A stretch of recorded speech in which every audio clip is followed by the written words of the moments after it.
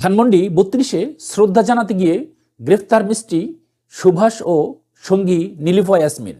শনিবার ধানমন্ডি ৩২ নম্বরে প্রধানমন্ত্রী শেখ হাসিনার প্রতি শ্রদ্ধা জানাতে গিয়ে গ্রেফতার হয়েছেন বঙ্গমাতা সাংস্কৃতিক জোটের নেত্রী মিষ্টি সুভাষ।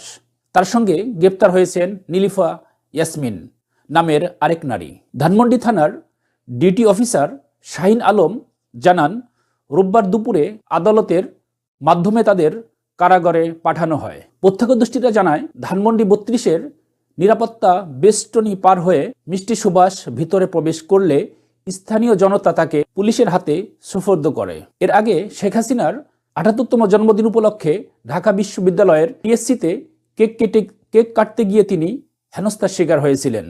তিনি বলেছিলেন, যেখানে নেত্রীকে অসম্মান করা হয়েছে সেখানেই তাকে সম্মান জানাতে এসেছি।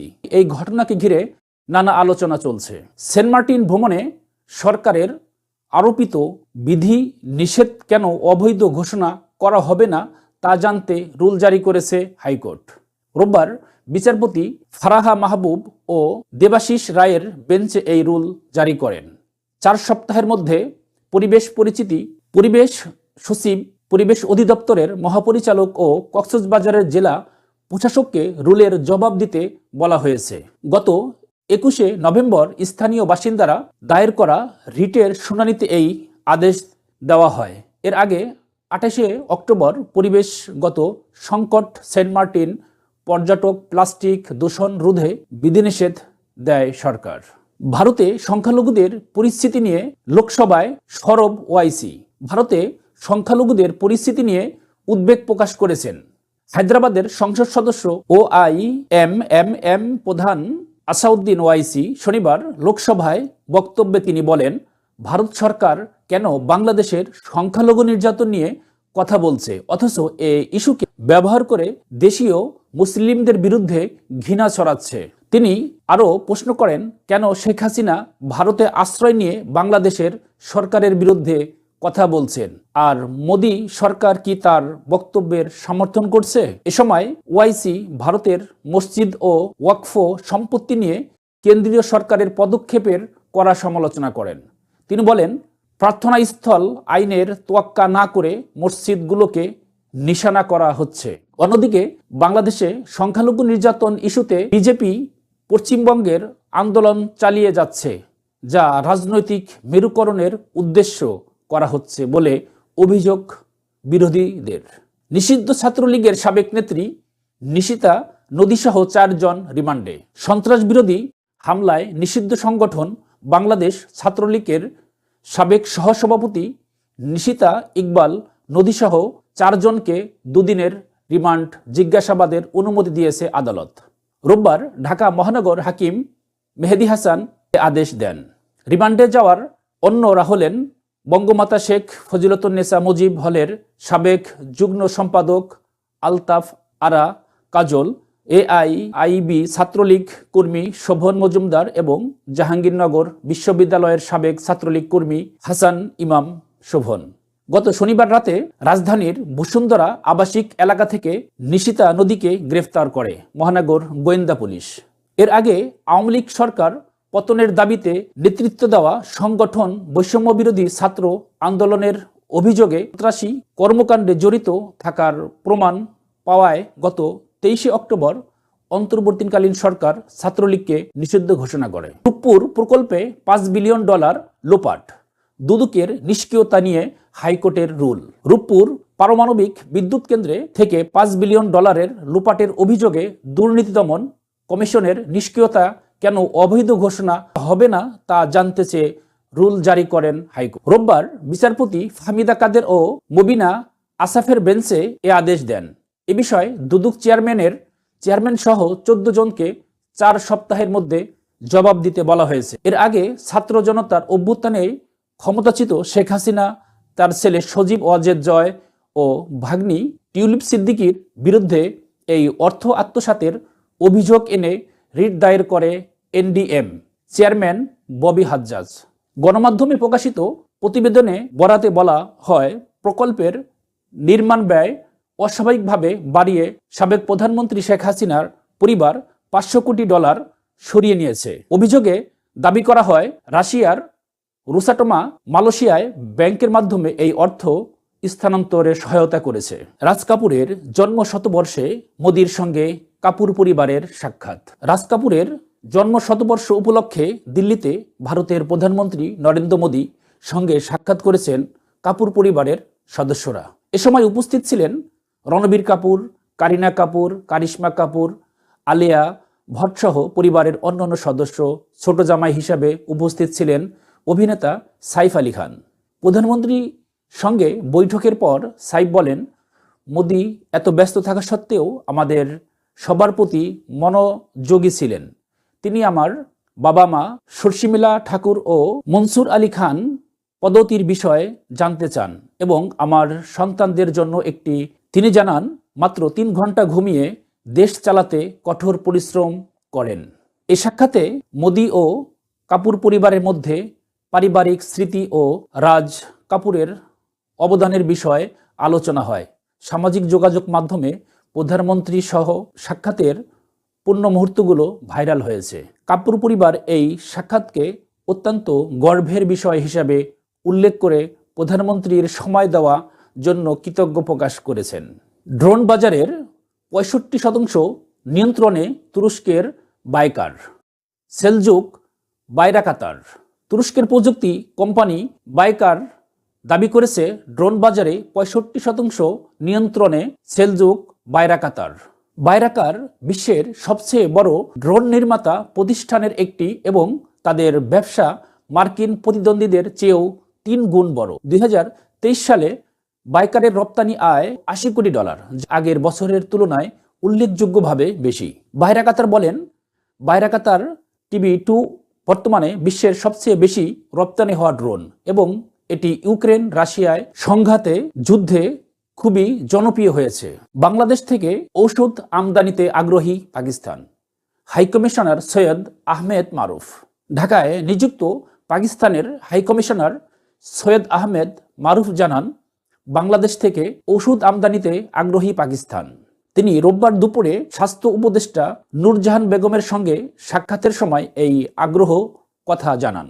বৈঠকে স্বাস্থ্য বাণিজ্য সহ বিভিন্ন বিষয়ে আলোচনা হয়। মারুফ বলেন, বাংলাদেশের ওষুধ শিল্পের ভালো অবস্থান রয়েছে এবং পাকিস্তান এই খাতে সহযোগিতা করার আগ্রহী।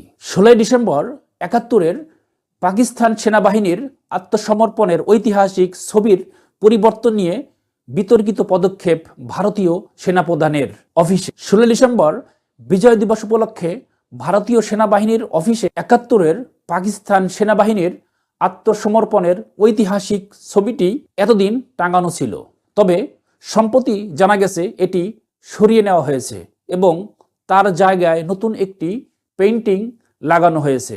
মহাভারতের অনুপ্রেরণাতে আঁকা হয়েছে।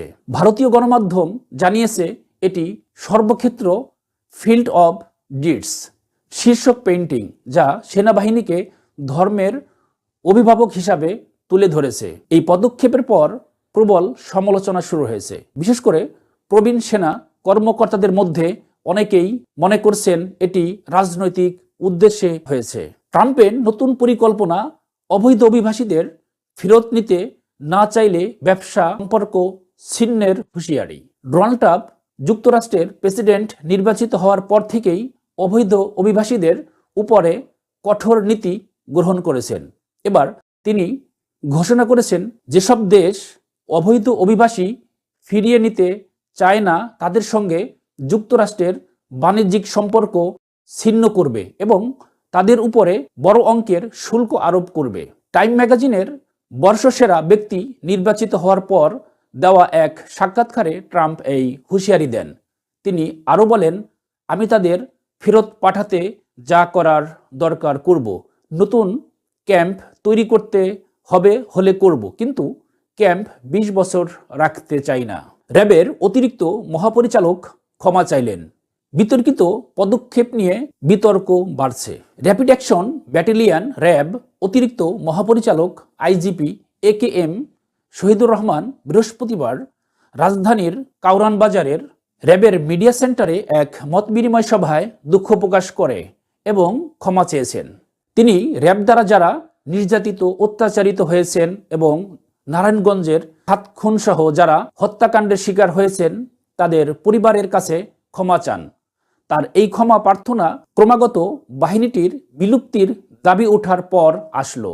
তিনি বলেন, র্যাবের সদস্যদের বিরুদ্ধে কোনো অপরাধমূলক কর্মকাণ্ডের অভিযোগ পেলে তাৎক্ষণিকভাবেই তদন্ত করা হয় এবং প্রমাণিত হলে কঠোর বিভাগীয় শাস্তিমূলক ব্যবস্থা নেওয়া হয়। র্যাবের ক্ষমা চাওয়ার সাথে আলোচনা হয়েছে র্যাবের বিরুদ্ধে গুম, খুন এবং আয়নাঘর সহ বিভিন্ন মানবাধিকার লঙ্ঘনের অভিযোগ নিয়ে। এ অবস্থায় এতটাই গুরুতর 2011 সালে যুক্তরাষ্ট্র র্যাব এবং এর 6 জন কর্মকর্তার উপর নিষেধাজ্ঞা দেয়। বর্তমান মহাপরিচালক বলেন, বাহিনীটি সম্পূর্ণভাবে বিলুপ্তির পরিবর্তে সংস্কারের মাধ্যমে পুনঃস্থাপন করতে হবে। তিনি বলেন, বাহিনী সৃষ্টির মূল উদ্দেশ্য ছিল আইন শৃঙ্খলা রক্ষা করা এবং সঠিক ব্যবস্থাপনা মাধ্যমে সেবার স্বচ্ছতা এবং জবাবদিহিতা নিশ্চিত করা। ব্রাহ্মণবাড়িয়ায় ইসলামী বক্তা তাহেরি উস্কানিতে পুলিশের উপরে হামলা, 15 জনের বিরুদ্ধে মামলা। ব্রাহ্মণবাড়িয়ার আখাউড়া ইসলামী বক্তা গিয়াসউদ্দিন তাহেরির উস্কানিতে পুলিশের উপরে হামলার ঘটনা ঘটেছে বলে অভিযোগ পাওয়া গেছে। এই ঘটনায় তাহিরিকে প্রধান করে 15 জনের নামে উল্লেখ্য অজ্ঞাত আরও 10-15 জনকে আসামি করে মামলা করা হয়েছে। এই ঘটনায় 3 জনকে গ্রেফতার করা হয়েছে। 12 ডিসেম্বর মাহফিলে পুলিশের উপরে হামলার পরে শুক্রবার এসআই বাবুল বাদী হয়ে মামলা করেন। শনিবার বিজয়নগর উপজেলার নাজিরাবাড়ি গ্রামে একটি স্থানীয় সংগঠনের আয়োজনে আরেকটি মাহফিলে উপস্থিত হন তাহেরি। মাহফিলে পুলিশের উপস্থিতির উপরে উত্তেজনা বাড়ে এবং তাকে নিয়ে যাওয়া হয় পাশের একটি বাড়িতে। পরে তিনি বিল দিয়ে পালিয়ে যান তাহেরি। বিজয়নগর থানার ওসি রওশন আলী বলেন, আলোচিত ইসলামী বক্তা মুফতি গিয়াসউদ্দিন তাহেরিকে গ্রেপ্তার করতে গিয়ে পুলিশের উপরে হামলার শিকার হয়েছেন। হামলায় তাহেরির ভক্তরা পুলিশের 3টি গাড়ি ভাঙচুর করে। বিজেপি তৃণমূল ভোট রাজনীতিতে সংখ্যালঘু ইস্যুতে বিতর্কিত মন্তব্য ফেরহাদ হাকিমের। পশ্চিমবঙ্গে সাম্প্রতিক সময়ে বিজেপি এবং তৃণমূল কংগ্রেস বাংলাদেশ ইস্যু ভোটের রাজনীতিতে এগিয়ে থাকতে চায়। রাজ্যের মুখ্যমন্ত্রী মমতা ব্যানার্জি বাংলাদেশের জাতিসংঘে শান্তিরক্ষী বাহিনী মোতায়েনের কথা বলেছিলেন। এবার সংখ্যালঘু ইস্যুতে মমতা মন্ত্রী ফেরহাদ হাকিম বিতর্কিত মন্তব্য করেছেন, একদিন মুসলিমরা সংখ্যালঘু থেকে সংখ্যাগুরু হবে। এই বক্তব্যে বিজেপি তীব্র প্রতিক্রিয়া জানিয়েছে, অভিযোগ করেছে সাম্প্রদায়িক বিদ্বেষ উস্কে দেওয়ার। কলকাতা হাইকোর্টে বিচারপতির সংখ্যা নিয়েও বিতর্কিত মন্তব্য করেন ফেরহাদ। বিজেপির অভিযোগ, ফেরহাদ হাকিম তার বক্তব্যে বিপজ্জনক এজেন্ডা প্রচার করছে। প্রবাসীরা ওয়াশিংটন ডিসিতে ভারতীয় আগ্রাসন ও মিথ্যাচার বিরুদ্ধে বিক্ষোভ করেছেন। বাংলাদেশি শিক্ষার্থীসহ প্রবাসীরা আজ ওয়াশিংটনে ডিসিতে ভারতের আগ্রাসন এবং মিথ্যাচারের বিরুদ্ধে প্রতিবাদ জানাতে একত্রিত হন। তারা ভারতের সহকারী হাইকমিশনে হামলা ভাঙচুর এবং বাংলাদেশের জাতীয় পতাকা ছিঁড়ে ফেলায় তীব্র প্রতিবাদ জানান। বক্তারা এই হামলাকে হীনমন মানসিকতার পরিচয় হিসাবে উল্লেখ করেন এবং দাবি করেন এ ধরনের অপতৎপরতার বিরুদ্ধে বাংলাদেশের সাধারণ মানুষ প্রস্তুত রয়েছে। সমাবেশে অংশগ্রহণকারী প্রবাসীরা সকল ষড়যন্ত্রের বিরুদ্ধে ঐক্যবদ্ধ থাকার আহ্বান জানান। বিডিআর হত্যাকাণ্ড দিয়ে আওয়ামী লীগের ফ্যাসিজমের যাত্রা শুরু। হাসনাত আব্দুল্লাহ। বৈষম্য বিরোধী ছাত্র আন্দোলনের আহ্বায়ক হাসনাত আব্দুল্লাহ বলেন, বিডিআর হত্যাকাণ্ডের মাধ্যমে আওয়ামী লীগের ফ্যাসিস্ট হয়ে ওঠার যাত্রা শুরু হয়েছিল। রোববার নিজের ভেরিফাইড ফেসবুক পোস্টে তিনি এ মন্তব্য করেন। হাসনাত বলেন, বিডিআর হত্যাকাণ্ডের বিচারে গড়িমসি সন্দেহজনক। প্রসঙ্গত 2009 সালের 25 ও 26 ফেব্রুয়ারি ঢাকার পিলখানায় সীমান্তরক্ষী বাহিনী বিডিআর সদস্য দফতরে বিদ্রোহীদের ঘটনায় 57 জন সেনা কর্মকর্তা এবং 74 জন নিহত হয়েছেন। এরপর বাহিনীটির নাম পরিবর্তন করে রাখা হয় বর্ডার গার্ড বাংলাদেশ বা বিজিবি।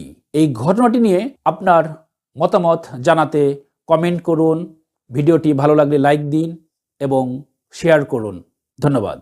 ভারতের হিন্দুত্ববাদী আগ্রাসনের বিরুদ্ধে বাংলাদেশ ও পাকিস্তানের মধ্যে ঐক্যবদ্ধভাবে কাজ করার প্রয়োজনীয়তার উপরে জোর দিয়েছেন বিশেষজ্ঞরা। রোববার 15 ডিসেম্বর ইসলামাবাদে Pakistan national council of arts PNCA আয়োজিত আন্তর্জাতিক সম্মেলনে ঢাকা বিশ্ববিদ্যালয়ের সাবেক ডিন অধ্যাপক ডক্টর শহীদুজ্জামান ভার্চুয়ালি উপস্থিত হয়ে বলেন, আমরা ঐতিহাসিক বন্ধনে আবদ্ধ এবং হিন্দুত্ববাদ আমাদের বড় শত্রু।